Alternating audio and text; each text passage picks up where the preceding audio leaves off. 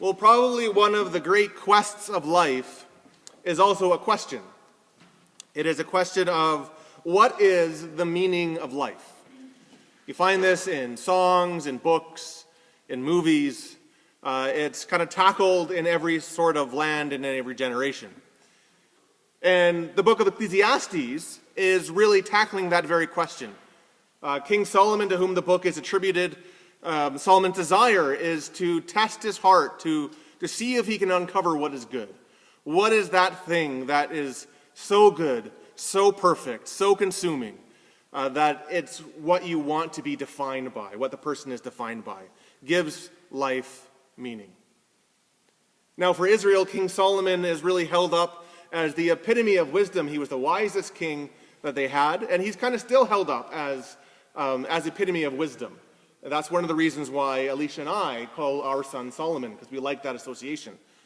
So I thought that I would pose the same question to the supreme source of wisdom today, Google, and to see what they said.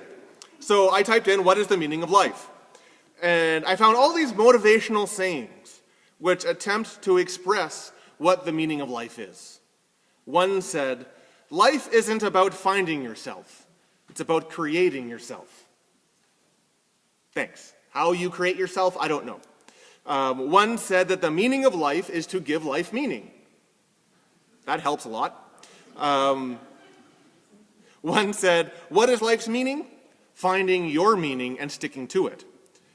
Gary Larson, who is the creator and illustrator of the Far Side cartoons, he had a cartoon that boiled everything down to 5 words. Life, in between stuff, and death. Apparently that's what it's about. My personal favorite simply said, to do the hokey pokey and turn yourself around, that's what it's all about. So, I don't know if any of those helps. King Solomon, of course, he comes to the conclusion that life's meaning is found in being connected to God. That without that, every other avenue is simply meaningless. So I would invite you to pick up your Bibles and turn to the book of Ecclesiastes. It's right after the Psalms and Proverbs, so if you find those, you'll probably be able to find it. It's somewhere in the middle of the Bible. And I encourage everybody to read the entire book at some point. It's a fascinating book. And one of the things that you will see when you read the entire book is how contemporary it is. I was just away last week at our clergy conference. And the topic of clergy conference was Christianity and pop culture, which everybody came to me and said, that's right up your alley. And it kind of was. But because I've spent some time reading Ecclesiastes, all the way through the conference, in my mind, I kept on hearing, chapter 1, meaningless, meaningless, everything is meaningless. Ecclesiastes is an incredibly contemporary book, and I think has something to say to our life and our time. But we started at chapter 2. Solomon writes, I thought in my heart, come now, I will test you with pleasures to find out what is good. Solomon thinks, well, maybe it's pleasures. Maybe that's what gives life meaning. Maybe life's meaning is found in just enjoying ourselves, in being happy, in being well-natured. Maybe it's an endless pursuit of happiness and good times. Life's meaning is found in being happy and not being worrisome, not being stressed out, not struggling. Sounds very similar, actually, to a campaign that ran a couple of years ago. You may remember the bus campaign from the British Humanist Society. On the sides of buses, they had big signs that said, there's probably no God, so stop your worrying and enjoy your life. Right? In some sense, that's what Solomon is trying to do. Verse 3 describes, I tried cheering myself with wine and embracing folly. Life was just about enjoyment. Has anybody tried that? Does it really work? Do you think it works? Does happiness and enjoyment actually stop all of life's worries and all of life's troubles? Now, obviously, we all want to be happy. And it is good to search out happiness and joy. But can happiness and the pursuit of happiness, this endless pursuit of happiness, can it exist as the be-all and end-all of our life. Solomon says no.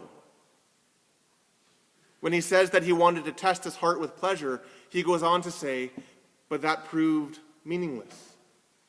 He says, laughter, I said, is foolish. Because if life's meaning is found in just happiness and non-worrying, then what do you do when life turns unhappy? What do you do when you worry about something? If meaning is found in laughter and being the life of the party, what about when there is no laughter? What about when a situation is not conducive to laughter, when tragedy happens, either in personal life or in your family or nationally? What do you do then? I remember knowing people in university, and their goal and their meaning of life, that which they pursued was one party after the other. It was just kind of one drunken experience to the next. And if you talk to them, they would say, life's great. There's no problems. I have no concerns. I have no worries in life. Well, except for where the next party was. And of course, God forbid that there wasn't a party. Because then the happiness and the laughter stopped. And life crashed down on them in a physical and an emotional, and I would say in a spiritual hangover.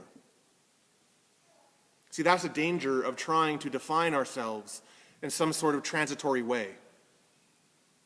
Happiness is not eternal. Now, in my life, there's been great moments of happiness. And I'm sure there's been moments of happiness in yours.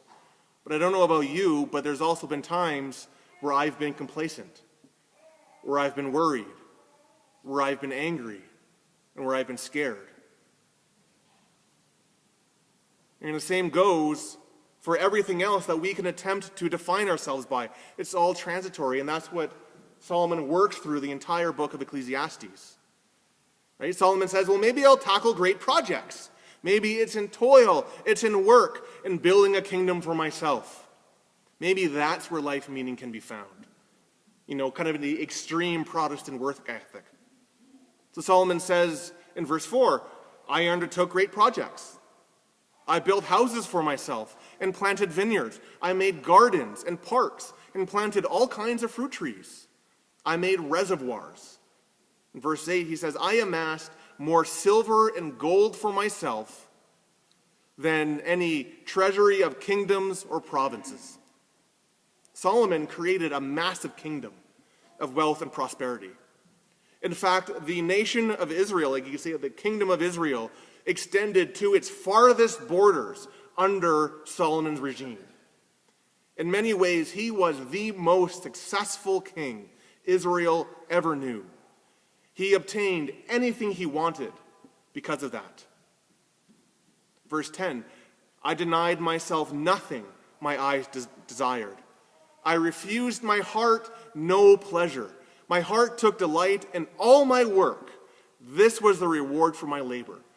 Solomon is saying, I did so much, I had so much money, I could live the life exactly the way I wanted. I could get what I wanted with no cost associated to it.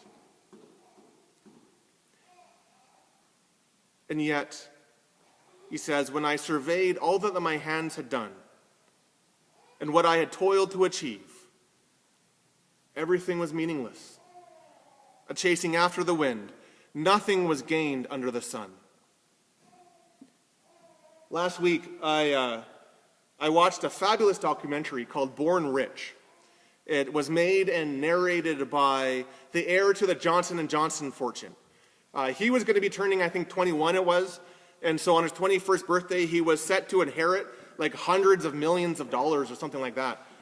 And so he made a documentary interviewing all his friends who were born into not just wealthy families, but extremely wealthy families. One of them being Ivanka Trump, heiress to the Trump fortune. And in one of the clips, Ivanka Trump comments about how somebody came to her and kind of said to her, it must be really nice not having any problems in your life, kind of thing. And Ivanka Trump, this is what she says. This is what she said in response. She says, it upset me because I couldn't believe that people could be so ignorant to believe that money actually equals happiness. See, all you have to really do is look 5 minutes into any celebrity trash magazine, and you realize that that fundamentally is not the case. And yet people fall into that trap.